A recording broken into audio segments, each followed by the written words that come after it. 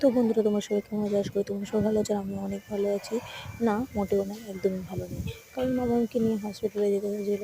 কারণ মামার পায়খানা হচ্ছিল, বমি হচ্ছিল, আর টয়লেট 5 ঘন্টা 6 ঘন্টা পর পর টয়লেট হচ্ছিল। তাড়াতাড়ি করে নিয়ে মামাকে এবার হসপিটালে ভর্তি করলাম।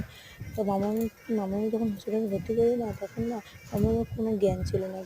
মানে বলতে গেলে পুরো চুপচাপ, পুরো নিদারুণ মেরে শুধু ঘুমাচ্ছিল। কোনো হাসি নেই, কোনো যে আওয়াজ নেই মুখে, যে ক্যাঁ ক্যাঁ করতো না, সে কোনো আওয়াজ নেই, কিছুই নেই, পুরো চুপচাপ। ওই জন্য ভয় পেয়ে তাড়াতাড়ি করে কান্নাকাটি করে, বাড়ির শুধু সবাই কান্নাকাটি করছিলো।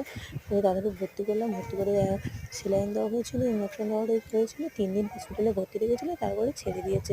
শনিবার রাত্রে ভর্তি হয়েছিল, রবিবার সোমবার। রবিবার ছিল হচ্ছে কি পয়লা বৈশাখ। পয়লা বৈশাখে যাচ্ছে তাই কেটেছে। ননর প্রথম পয়লা বৈশাখ পুরো ফালতু কেটেছে। তো মামামের জন্য, মামামকে সবাই আশীর্বাদ করে মামাম যেন ভালো থাকে, সুস্থ থাকে।